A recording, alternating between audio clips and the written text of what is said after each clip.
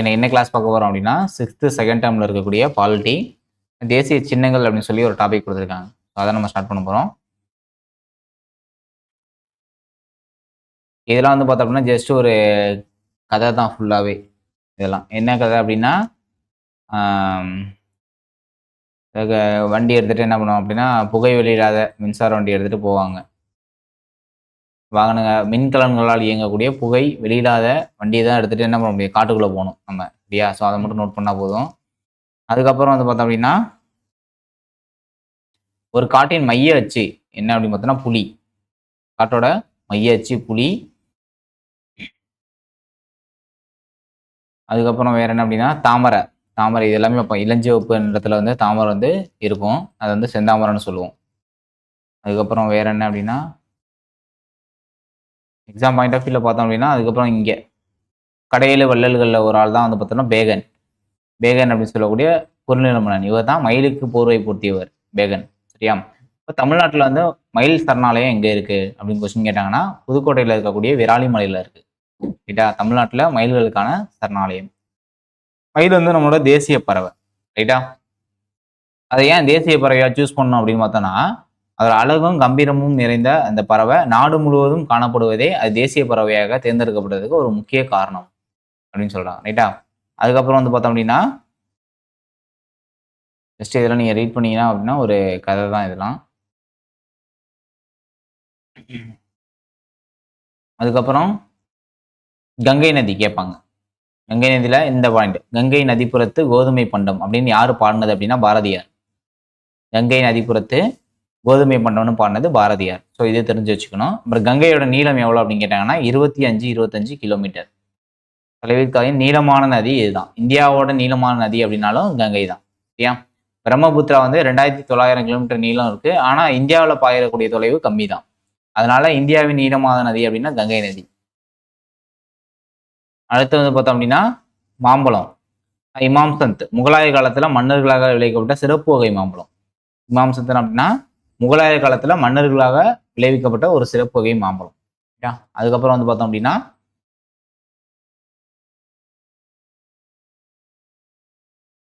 தேசிய தாவரவியல் பூங்கா அது கேட்பாங்க. எங்க இருக்கு அப்படின்ற மாதிரி கொஸ்டின் கேட்பாங்க. கல்கத்தால இருக்கு. கல்கத்தால அவுரா பகுதியில் இருக்கக்கூடிய இந்திய தாவரவியல் பூங்கா. இங்க ஒரு ஆலமரம் இருக்கு. சரியா? ஸோ அதை மட்டும் நம்ம தெரிஞ்சு வச்சா போதும். அதுக்கப்புறம்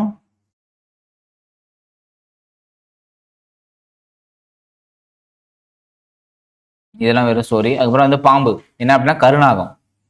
கருநாகம் உலகிலேயே கூடு கட்டி அதில் முட்டை வைத்து இனப்பெருக்கம் செய்யும் பாம்பு வகை இது. சரியா? கிட்டத்தட்ட 18 அடி நீளம் வந்து வளரும். நஞ்சு கொண்ட பாம்புகளில் உலகிலேயே நீளமானது இதுதான் கருநாகம். இதை நோட் பண்ணிக்கணும். 18 அடி நீளம் வளரக்கூடியது. அடுத்து வந்து பார்த்தோம் அப்படின்னா புலி. புலியை வந்து பார்த்தோம்னா புலி ரொம்ப கூச்ச சுபாவம் உள்ள ஒரு விலங்கு. ரைட்டா?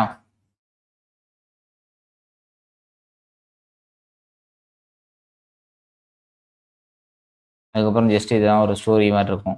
முக்கியமானதே இங்கே தான் ஸ்டார்ட் ஆகும். இந்திய தேசிய சின்னங்கள். ரைட்டா? இப்போ எக்ஸாம்பிள் வந்து பார்த்தோம்னா தாமரை. தாமரை எப்போ தேசிய சின்னமாக ஏற்றிட்டாப்னா 1950 சேற்று நீரில் வளரும் அழகான மலர் தாமரை. சேற்று நீரில் தான் இருக்கும் தாமரை. அதுக்கப்புறம் ஆலமரம், இதுவும் 1950 தான். இது வந்து பெருமையின் சின்னம், மருத்துவ குணம் கொண்டது. அதுக்கப்புறம் வந்து பார்த்தோம் அப்படின்னா மயிலை வந்து எப்போ ஏற்றிக்கிட்டாங்கன்னா 1963 வந்து ஏற்றிக்கிட்டாங்க. இந்தியாவை தாயமாக கொண்டது தோகையை கொண்ட பறவை மயில்.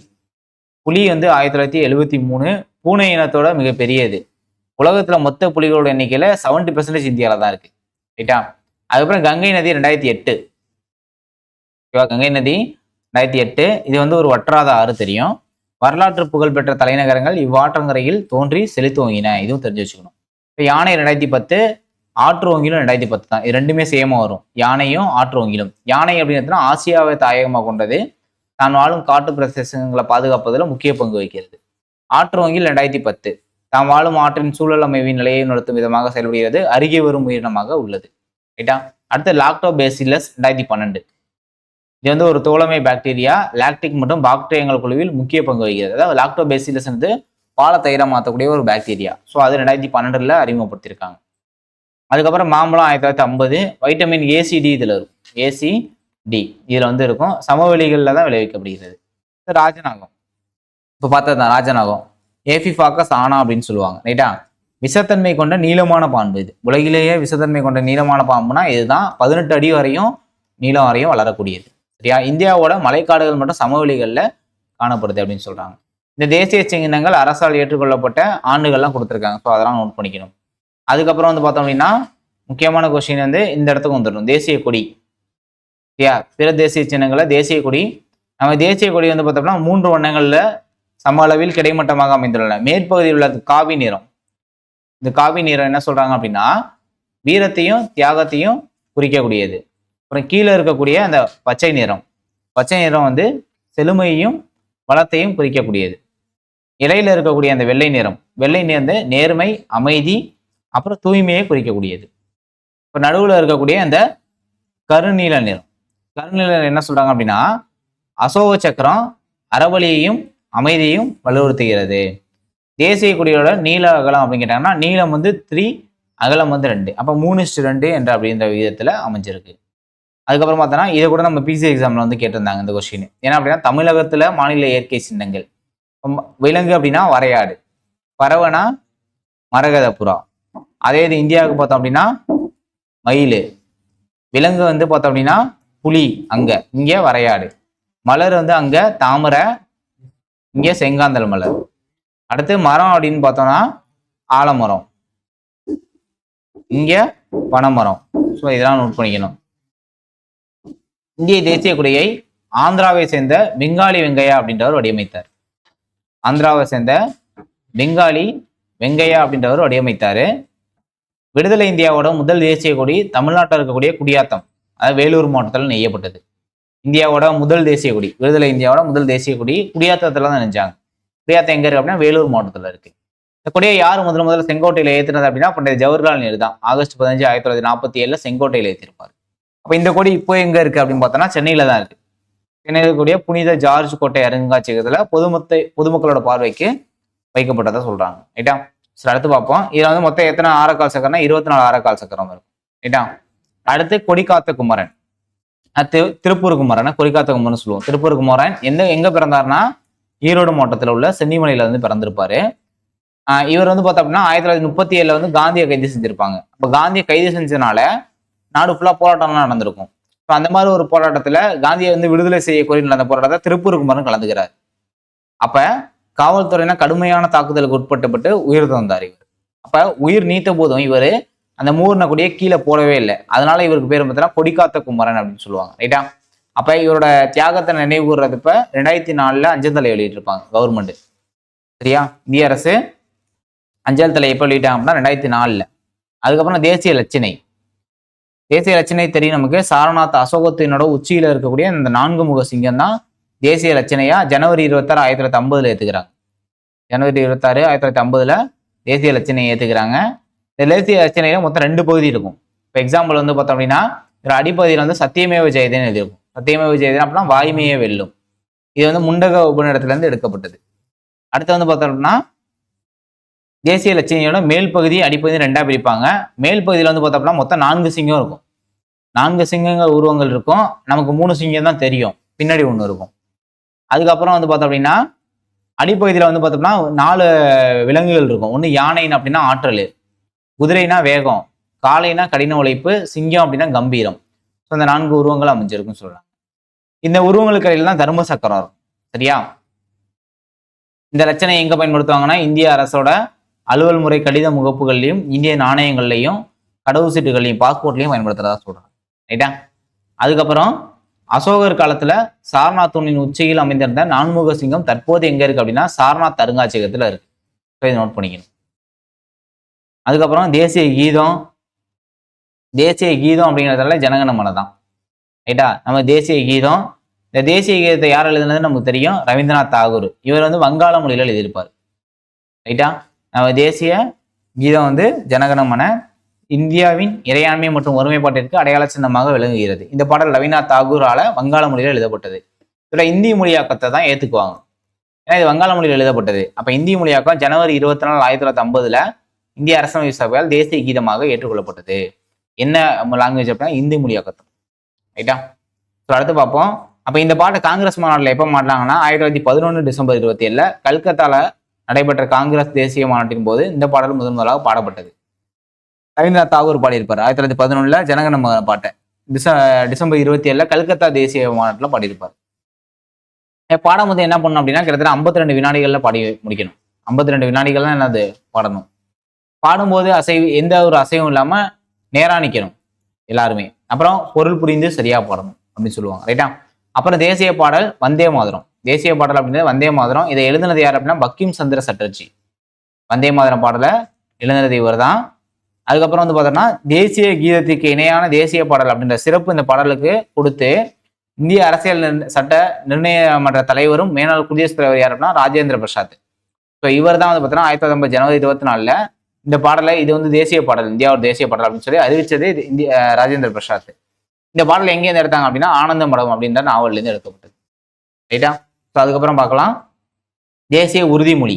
தேசிய உறுதிமொழி எப்படி ஸ்டார்ட் ஆகும்னா இந்தியா எனது தாய்நாடு அப்படின்ற இதெல்லாம் ஸ்டார்ட் ஆகும். தேசிய உறுதிமொழி யார் எழுதுனது அப்படின்னா இவர் வந்து தெலுங்கானாவை சேர்ந்தவர். தெலுங்குல எழுதியிருப்பாரு. யாருன்னா பிதிமாரி வெங்கட சுப்பாராவ் அப்படின்றவர் தெலுங்குல எழுதியிருப்பார் தேசிய உறுதிமொழியை. ஸோ இவது இம்பார்ட்டன்ட். பிதிமாரி வெங்கட சுப்பாராவ் தெலுங்குல எழுதுறாரு. அப்புறம் தேசிய நுண்ணுயிரி லாக்டோபேசிலஸ். ரைட்டா? இது வந்து 2012 வந்து அறிமுகப்படுத்தியிருப்பாங்க. இப்பதான் பார்த்தோம். தேசிய நுண்ணுயிரியாக அங்கீகரிக்கப்பட்டது 2012. இது யூஸ் என்ன அப்படின்னா தயிர், பால்லேருந்து தயிரை உருவாக்கக்கூடிய ஒரு நுண்ணுயிரி லாக்டோபேசிலஸ். அடுத்து வந்து பார்த்தோம் அப்படின்னா இதான் அந்த லாக்டோபேசிலஸ் சொல்லக்கூடிய அந்த இது பாக்டீரியா. பாலில் இருக்கும் புரதத்தை மாற்றுவதில் தயிர் கிடைக்கிறது. தயிர் நமக்கு செரிமானத்துக்கும் வயிற்றுக்கோளாறுக்கும் குளிர் தருவதற்கும் பயன்படுகிறது. அப்புறம் இந்திய நாணயம். இந்திய நாணயம் அப்படின்றது நமக்கு தெரியும். இந்த சிம்பிள் தான் பயன்படுத்துவோம். ரைட்டா? இந்தியாவோட அதிகாரப்பூர்வ பணத்தோட பேர் வந்து ரூபாய்ன்னு சொல்லுவாங்க. 16ஆம் நூற்றாண்டுல ஷெர்ஷா சூரி அப்படின்ற வெளியிட்ட அந்த வெள்ளி நாணயம், வெள்ளி நாணயத்துக்கு தான் ரூபியா அப்படின்ற பேரு. ஷெர்ஷா சூரி வெளியிட்ட அந்த நாணயத்துக்கு ரூபியான்னு பேரு. அவர் என்ன நாணயம் வெளியிட்டாருன்னா வெள்ளி நாணயம் வெளியிட்டாரு. அதுவே ரூபாய் அப்படின்று மருவி இருக்கதா சொல்றாங்க. ரூபாய்க்கான சின்னம் இதுதான். இந்த சின்னத்தை 2010 வடிவமைத்தவர் யார் அப்படின்னா தமிழகத்தை சேர்ந்த டி உதயகுமார். இது இம்பார்ட்டன்ட். அதுக்கப்புறம் தேசிய நாட்காட்டி. தேசிய நாட்காட்டி பேரரசர் கனிஷ்கர் காலத்துல பொதாண்டு 78 சகாண்டு தொடங்கியது. பொதாண்டு 78 தான் தொடங்குது கனிஷ்கரோட காலத்துல. சரியா? அப்ப இளவேனில் சமப்பகல் இரவு நாள் மார்ச் 21 அன்று இந்த நாடு தொடங்குது. மார்ச் 22 அன்னைக்கு. இது அப்போ லீப் இயர் இருந்துச்சு அப்படின்னா மார்ச் 21 அமையும். சமப்பகல் இரவு நாள் இளவேனில். சகாண்டு முறையே நமது தேசிய நாட்காட்டி பின்பற்றுகிறது. நம்மளோட தேசிய நாட்காட்டி சகாண்டு முறையை தான் பின்பற்றும். அதாவது கனிஷ்கரோட காலத்துல 78 அப்படின்னு சொல்லுவாங்க. ரைட்டா? பொது ஆண்டு. பிரபல வானியற்பியலாளர் மேக்நாத் சாகா தலைமையிலான நாட்காட்டி சீரமைப்பு குழுவின் பரிந்துரையின் பேரில் 1957 மார்ச் 22 முதல் தேசிய காட்டியை ஏற்றுக்கொள்ளப்பட்டது. முதல் தேசிய நாட்காட்டி 1957 மார்ச் 22 ஏத்துக்கிறாங்க. ரைட்டா? அதுக்கப்புறம் வந்து பார்த்தோம் அப்படின்னா தேசிய விடுமுறை நாட்கள் வந்து பார்த்தோம்னா 3 நாள் தான். ஒன்று சுதந்திர நாள். சுதந்திர நாள் தெரியும். சுதந்திரம் எப்போனா ஆகஸ்ட் 15 சுதந்திர நாள். ஓகேவா? இந்த விடுதலை உலகின் மிகப்பெரிய ஜனநாயக நாடாக உதித்த நாள் இதுதான். ரைட்டா? உலகின் மிகப்பெரிய ஜனநாயக நாடாக உதித்த நாள் 1915 1947 ஆகஸ்ட் 15. சரியா? அதுக்கப்புறம் விடுதலை பெற்ற நாளன்று மகாகவி பாரதியார் எழுதின பாட்டு ஆடுவோமா பல்லு பாடுவோமா அப்படின்ற பாடலை யாரு பாடினது அப்படின்னு பார்த்தீங்கன்னா அகில இந்திய வானொலியில் பாடிய பெருமையை வந்து TK பட்டம்மாள் பெற்றிருக்காரு. TK பட்டம்மாள். ஆனா பாரதியார பாட்டு ஆடுவோமா பல்லு ஆடுவோமா ஆனந்த சுதந்திரம் அடைந்து விட்டோம் என்று ஆடுவோமோ அப்படின்ற பாட்டை பாடினது TK பட்டம்மாள். சுதந்திர நாள் இன்றைக்கும் நாடுங்க கோலாகலமான அனைத்து தரப்பிலும் கொண்டாடப்பட்டு வருகிறது. அன்றைய நாட்டுல பிரதமர் தான் டெல்லி செங்கோட்டையில கொடியேற்றுவார். பிரதமர் என்ன பண்றாரு அப்படின்னா டெல்லி செங்கோட்டையில எப்போ ஏற்றுறாரு அப்படின்னா சுதந்திர நாளுக்கு. இப்ப குடியரசு நாள். குடியரசு நாள் ஜனவரி 26. ஏன் தான் ஜனவரி 26 1950 இந்தியா வந்து பார்த்தோம்னா குடியரசு நாடாக அறிவிக்கப்பட்டது. ஒவ்வொரு ஆண்டும் குடியரசு நாள் வந்து கொண்டாடப்படும். குடியரசு நாள். ஓகேவா? இந்திய அரசியல் சாசனம் நடைமுறைக்கு வந்த நாள் தான் குடியரசு நாள். 1947 நாடு விடுதலை பெற்றாலும் அதற்கு பிறகும் பிரிட்டன் அரசே இந்தியாவோட கௌரவ தலைவராக இருந்து வந்தாங்க. அப்ப குடியரசு நாடாக அறிவிக்கப்பட்ட பிறகு நாட்டோட முதல் குடிமகன் அப்பெல்லாம் குடியரசுத் தலைவர். அப்ப குடியரசு நாள்ல டெல்லி தேசிய கொடியை ஏற்றுவாங்க. டெல்லியில வந்து கர்தவ்யபாத்தில் கர்தவ்யபாத் அதாவது கடமை பாதைன்னு சொல்றாங்க. சரியா? ஸோ இந்த கடமை பாதையில தேசிய கொடியை ஏற்றுறவங்க இவங்க தான். ரைட்டா? அப்புறம் இந்திய இந்திய குடியரசு நாளின் 3வது நாளான ஜனவரி 29 பாசறைக்கு திரும்புதல் அப்படின்ற விழா நடைபெறும்னு சொல்றாங்க. ரைட்டா? அந்த நாள்ல தரைப்படை, கடைப்படை, விமானப்படை சேர்ந்த இசைக்குழுவினர் நிகழ்ச்சிகளை நடத்துவர். குடியரசுத் தலைவர் நிகழ்ச்சியின் முதன்மை விருந்தினர். இவ்விழாவின் ஒரு பகுதியாக மாலை 6 மணிக்கு குடியரசுத் தலைவர் மாளிகை மின்விளக்கா, அதாவது ஒன்றும் இல்லை, ஜனவரி 26 பாசறைக்கு திரும்புதல் விழா நடக்கும். அவ்வளவுதான். 3 நாள் கழிச்சு. ரைட்டா? அப்புறம் காந்தி ஜெயந்தி, இதுவும் வந்து பார்த்தோம் அப்படின்னா நமக்கு ஒரு லீவு தான். தேச தந்தை மகாத்மா காந்தியோட பிறந்த நாள் அப்பதான் அக்டோபர் 2. அக்டோபர் 2 1869 பிறந்திருப்பாரு. சரியா? அப்ப தேசிய நாட்களில் ஒன்றாக அங்கீகரிக்கப்பட்டு கொண்டாடப்படுகிறது. ஐநா என்ன பண்ணியிருக்காங்கன்னு பார்த்தோம்னா சர்வதேச அகிம்சை நாளாக 2007 அங்கீகரிச்சு ஐநா கொண்டாடுகிறது காந்தியோட பிறந்த நாள் அக்டோபர் 2. சர்வதேச அகிம்சை தினம்னு சொல்லி கொண்டாடுறாங்க 2007 இப்போ இதுவரையும் நம்ம தெரிஞ்சுக்கணும். சரியா? அடுத்து கரியால் முதலைனா ஒன்றும் இல்லை, கங்கை முதலை. கரியால் முதலை அப்படின்னா கங்கை முதலை. ஆற்று ஓங்கில் அப்படின்னா கங்கையில வாழக்கூடிய அந்த டால்பினை தான் என்ன பண்ணலாம் ஆற்று ஓங்கில்னு சொல்லுவாங்க. மீயொலி அப்படின்னா கேலா ஒலி அலைகள்.